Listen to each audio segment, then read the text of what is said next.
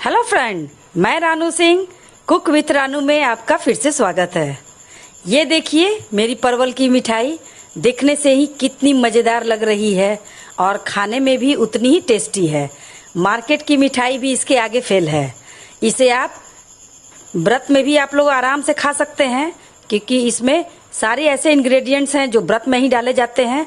इसे आप लोग अपने घर में ज़रूर ट्राई कीजिएगा और बनाइएगा।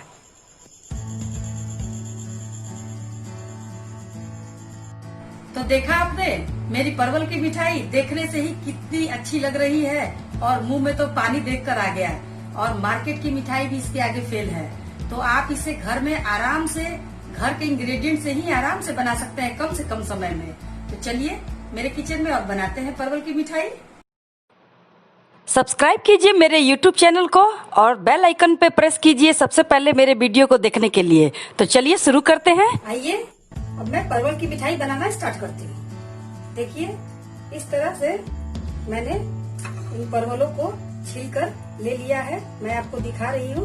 पहले आप परवलों को इस तरह से काटिए। सबसे पहले तो परवलों को अच्छी तरह से धो लीजिए और इसे साफ करके सूखे कपड़े से पोंछ लीजिए ताकि इसके ऊपर की सारी गंदगी निकल जाए। इसके बाद आप परवलों को इस तरह से छील लीजिए। इसे आप चाकू से भी या फिर ये छीलने वाले से भी छील सकते हैं आप लोग। इस तरह से इसके स्किन को निकाल लीजिए।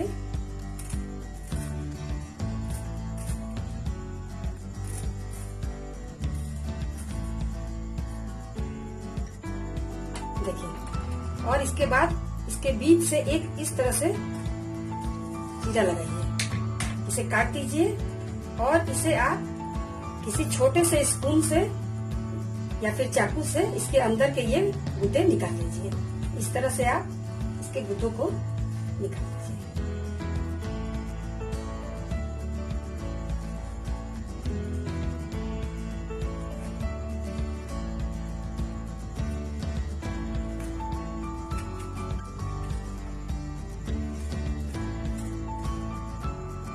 देखिए इस तरह से मैंने इन परवल के अंदर के गुद्दे को निकाल लिया है।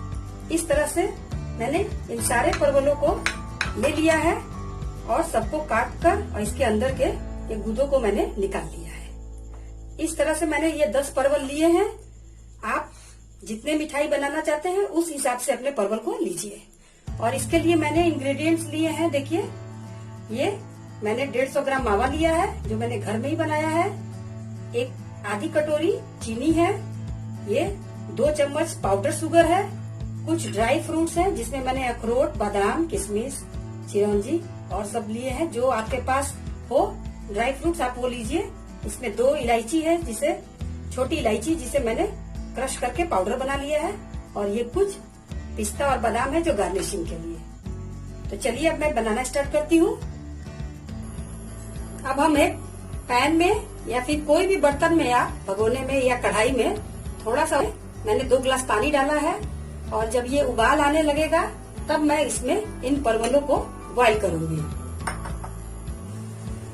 देखिए मेरा पानी बॉईल होने लगा है। अब मैं इनमें इन परवलों को डाल दूंगी।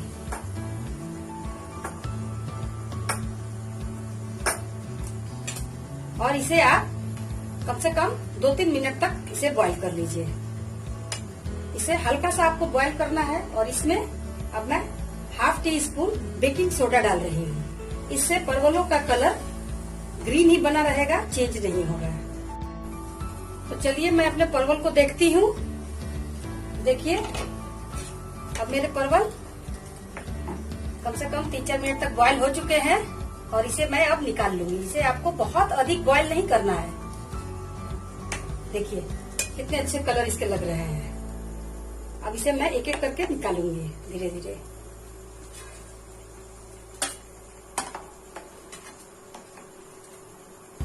अब आप गैस पे कोई बर्तन रखिए थोड़ा सा गहरा और इसमें मैं अब ये चीनी को डालूंगी।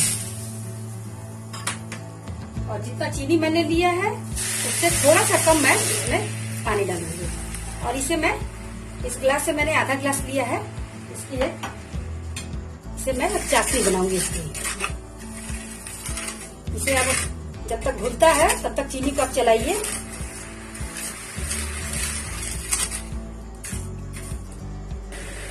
देखिए अब इसमें मेरा चीनी पूरी तरह से घुल गया है। मैं इसे एक तार की चाशनी बनाऊंगी, तब मैं इसे बनाने के बाद तब मैं निकालूंगी। तब तक मैं अपने मावा को तैयार कर लेती हूँ।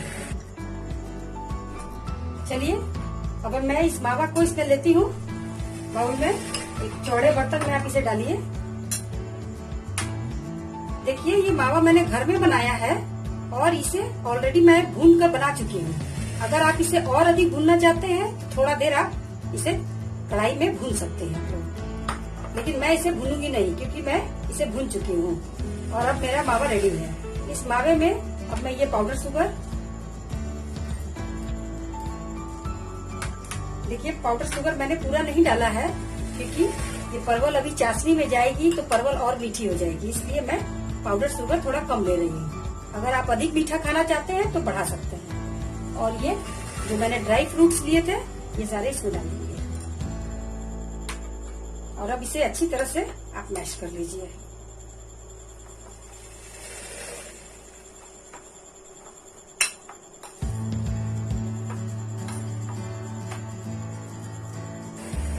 देखिए मेरा मावा रेडी है। इसे मैंने सारी चीजों के साथ अच्छी तरह से मिक्स कर लिया है। चलिए मैं अपनी चाशनी को देखती हूँ। देखिए मेरी चाशनी खौल रही है और अब इसमें मैं ये जो इलायची पाउडर था इसे मैं डाल दूंगी और आप इसे मिला लीजिए। अब इसमें मैं इन परवलों को डाल दूंगी। आप इन सारे परवलों को इसमें डाल दीजिए।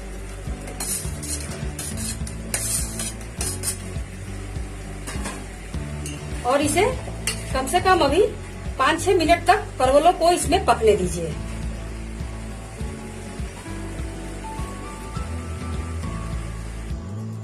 देखिए अब मेरे परवल इसमें रंग बदलना शुरू कर दिए हैं और ये चाशनी भी पूरी गाढ़ी हो गई है। एक तार की चाशनी हो गई है। आप इस तरह से चाशनी को लेकर और उंगली पर लेकर इसे इस तरह से चेक करिए। अगर ये एक तार बनता है तो इसका मतलब कि आपकी चाशनी रेडी है। इस तरह से आप एक तार की चाशनी बनाइए।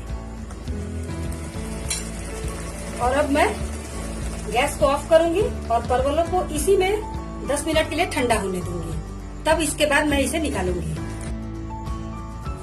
देखिए मैंने परवल को ठंडा होने के बाद प्लेट में निकाल लिया है और अब इसमें मैं इस फिलिंग को भरूंगी। आप इस तरह से आराम से परवलों को उठाइए और इस तरह से थोड़ा सा फैलाते हुए इसमें आप इसके फिलिंग को भरिए।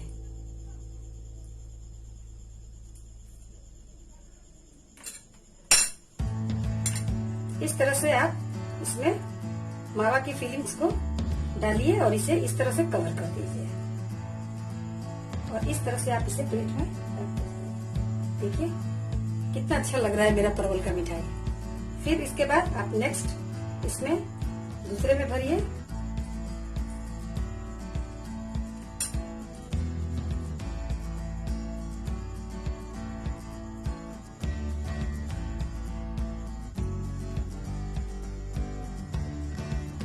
इस तरह से सारे परवलों को आप इस तरह से भर भर कर रखते जाइए। कितना अच्छा लग रहा है मेरा परवल का मिठाई। अब मेरी परवल की मिठाई बनकर रेडी है। देखिए मैंने सारे परवलों में इसकी स्टफिंग को मैंने भर दिया है और देखिए कितना खूबसूरत और मजेदार मिठाई बनकर रेडी हुई है।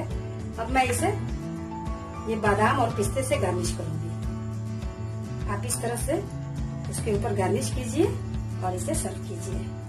ये खाने में बहुत ही टेस्टी और यम्मी लगता है। आजकल परवलों का समय है तो आप इसे जरूर अपने घर पर ट्राई कीजिए और बनाकर खाइए। देखिए इस तरह से आप इसे गार्निश कीजिए और सर्व कीजिए।